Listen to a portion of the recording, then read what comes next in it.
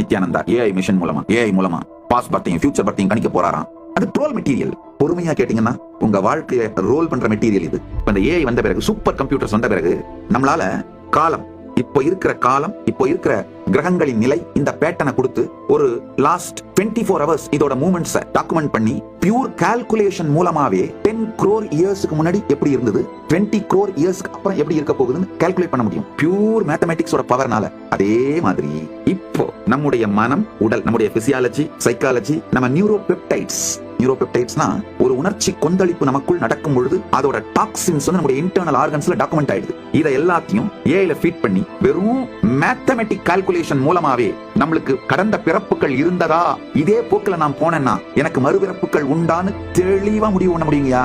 ஆக்சுவலா ஒரு AI model develop பண்ணிட்டு இருக்கேன். அஸ்ட்ராலஜி, ஜோதிஷ் சாஸ்திரத்தையும் இந்த சூப்பர் கம்ப்யூட்டிங் டெக்னாலஜியும் இன்கார்பரேட் பண்ணி நம்முடைய இப்போ பிசிக்கல் கண்டிஷன்ஸ், மென்டல் கண்டிஷன்ஸ் ஒரு 21 நாளைக்கு டாக்குமெண்ட் பண்ணோம்னா இந்த சூப்பர் கம்ப்யூட்டிங் கால்குலேஷன் மெத்தட்ல நம்முடைய பாஸ்ட் பர்த்ஸோட சீரீஸும் இதே நிலைமையில, நீங்க ஞான வளர்ச்சி அடையாமல் இதே நிலைமையில போயிட்டு இருந்தீங்கன்னா ஃபியூச்சர் பர்த்ஸ் எப்படி இருக்கணும், இல்ல ஃபியூச்சர் பர்த்ஸ் வேணாம்னு நினைக்கிறவங்களுக்கு எப்படி, எந்த மாதிரியான ஸ்பிரிச்சுவல் பிராக்டிசஸ் மூலமா நீங்க முக்தியை நோக்கி போக முடியும், வெறும் கணிதத்தால, பியூர் சிம்பிள் பிரபஞ்சத்தோட மேத்தமெட்டிக்கல் கால்குலேஷனால பண்ண முடியுமையா.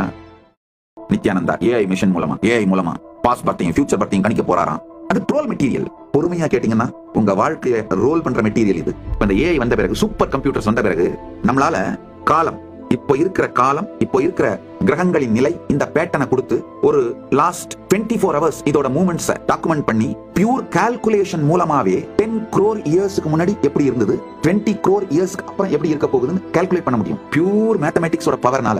அதே மாதிரி இப்போ நம்முடைய மனம், உடல், நம்முடைய பிசியாலஜி, சைக்காலஜி, நம்ம நியூரோபெப்டைட்ஸ்னா ஒரு உணர்ச்சி கொந்தளிப்பு நமக்குள் நடக்கும் பொழுது அதோட டாக்ஸின்ஸ் வந்து நம்முடைய இன்டர்னல் ஆர்கன்ஸ்ல டாக்குமெண்ட் ஆயிடுது. இதை எல்லாத்தையும் ஏஐல ஃபீட் பண்ணி வெறும் மேத்தமேட்டிக் கால்குலேஷன் மூலமாவே நம்மளுக்கு கடந்த பிறப்புகள் இருந்ததா, இதே போக்குல நான் போனேன்னா எனக்கு மறுபிறப்புகள் உண்டான்னு தெளிவா முடிவு பண்ண முடியுங்கயா.